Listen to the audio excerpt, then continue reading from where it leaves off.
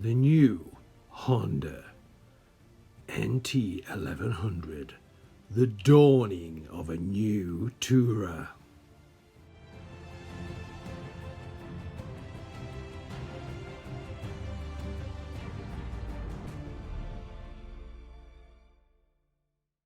Well, that's enough Jeremy Clarkson impersonations for one day. And say first impressions are generally the correct impression. If that's the case, this NT is absolutely mega. You just get on it, well, if you're 5'10", that is, you just get on it and it just fits perfect. Foot pegs, spot on position, handlebars, spot on position. Seat, oh, it's just so plush and comfy, it's lovely. It is such a beautiful place to be. You could easily do heaps and heaps of miles on this bike. Now this particular one I'm on is a DCT, and Honda say they've messed around with first and second gear, which I could probably agree with. We've just been fighting our way through traffic to get out onto the countryside here, and first and second gear, just a whiff of throttle, it just crawled along lovely. Like I say, if they've altered it, they've done a good job, because it's just working lovely.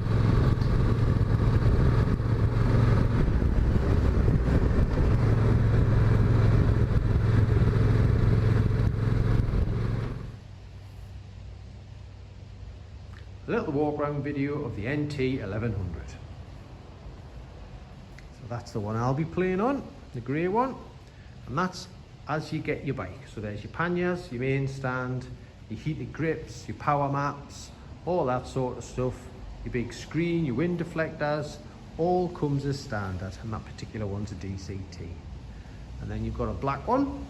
Now this one we haven't prepped, so I haven't put the panniers on it, but look at the shape of that back end. I haven't seen a photograph without the panniers on, and that's just beautiful. Matter of fact, let's get a proper look at it. What a lovely skinny tail end it's got. So yeah, so if you didn't bother putting your panniers on, obviously you're going to get them, but you could take them off.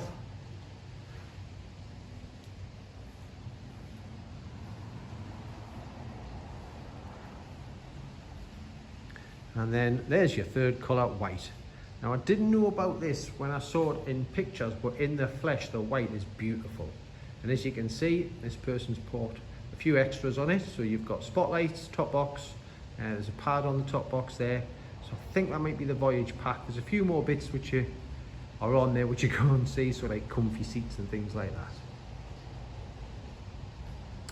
But back to the grey one. So let's pop the dash on. Now the dash is very similar to an Africa Twin, so you get your welcome logo, NT1100, and then you get your warning info. Obviously don't mess around with the dash when you're riding along, please read the handbook, usual stuff.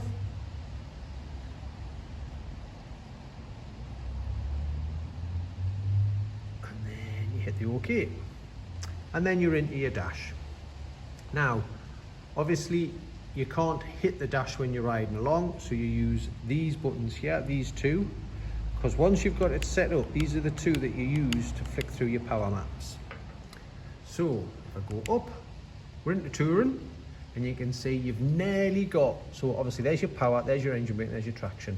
So one blue block is a bit of intervention, a couple of blue blocks is a bit more intervention. So if we hit urban, you see there's the power's being backed off a bit more. You go to rain, the power's been backed right off. You go to user 1 and user 2. Now these two you can program, so you can see user 1 has got 2 bars on the power and user 2 has got 1 bar. So user 2 has more power than user 1. And you can set that up in the background. You can also, as you're riding along, do your traction control if you wanted to. So you can see it's flicking through the traction control, and hopefully you can see my finger and the traction flicking along there. And then if you want more info, you've got your info boxes there. Now Honda recommends that at least one of these modes, touring, urban, rain, whatever, has all the information down the side just in case you need to alter your traction. So always leave one in that setup.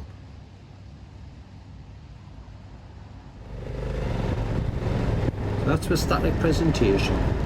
Now we'll show you on the fly as you're riding along. I'm going to use the DCT gearbox button and you'll see it go through different shift patterns. So there you had 6D, so that was drive, 6S1, so that's sport 1, and then in a minute I'll drop into 5th gear, and then we'll go into sport 2 and drop down another gear into 4th gear. So that's your DCT doing the graphs for you, you don't do anything. The next bit is your heated grips temperature, so right hand switch gear again, function button, you press it, there's you've got the temperature gauge popped up, and you use your function button on the left hand handbar, there's a little toggle switch on the top, and that alters the temperature for you. And then the next one is your power map, so that is your top right hand, top left hand corner of the screen that says tour, and now you're using the left hand switch gear and you're using those up and down keys I showed you in the previous little clip. And as you can see there, it's rattling through, so touring, urban, next one's rain, and you just press it up and down and you go through the different maps. It's as easy as that. But don't engage till they stop flashing, so I don't know if you noticed there, but the power was flashing for a bit when I went into rain mode. So yeah, it won't engage till it stops flashing, so you've got to throttle off and then it all kicks in and works correctly.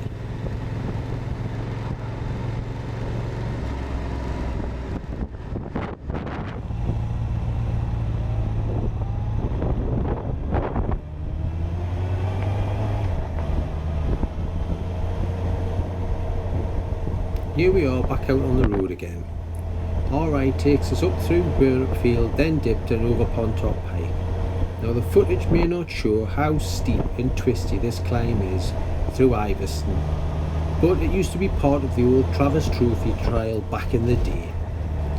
Now, as I was saying, this bank was steep, twisty and covered in slime and muck, but the DCT new improved gearbox made light work of it. First to second was lovely, slick and smooth, a great improvement from the previous one they used on the Africa Twin.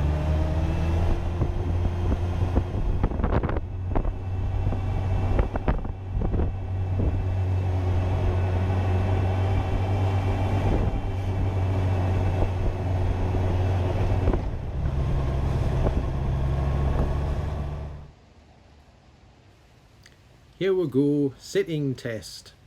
So this is where you get to see what the bike looks like with Mr. Average on it. So I'm 5'10", 32-inch inside leg, and as you can see there, balls of feet, quite comfy down in my trainers. Obviously with the bike boots on, you'd probably get a little bit more foot down.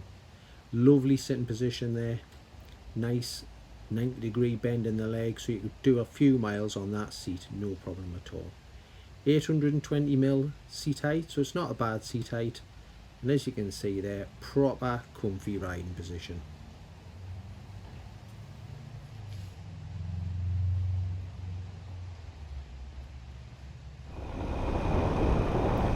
New sitting test, fresh for the NT1100. Obviously this is a tourer, it's going to carry 2 people probably a lot of the time. So I thought, ooh, let's get a new shot. Oh, little cuddle off Rachel. A new shot of the NT1100. Sorry about the odd camera angle, it's the best we could manage, stuck on the side of a scooter. But here I come again, so you can see, nice and comfy, you could eat a lot of miles on this bike, both sitting in a lovely sitting position. Nice little backrest there on the top box, so yeah, good set.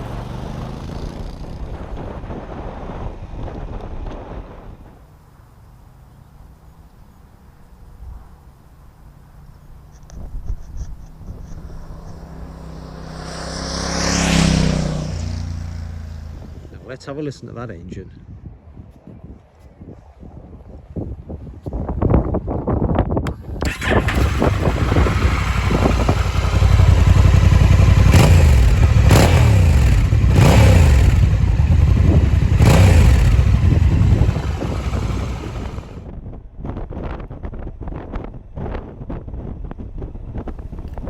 Back to the shot once more to show you how easy it is to adjust the screen.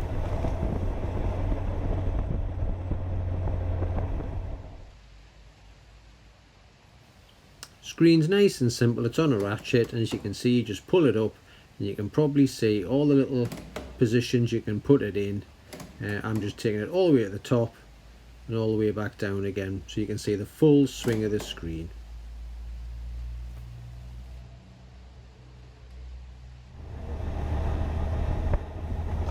Well, hopefully that's plenty of info for you on the NT1100. I am going to do one on the Apple CarPlay, and that'll be in a week or so's time. So hopefully you've enjoyed this. Don't forget to subscribe and give a thumbs up. And thanks to Rachel for being camera crew, and thanks for Alan for planning the route and also being camera crew. Thanks again, hope you enjoy it. See you soon.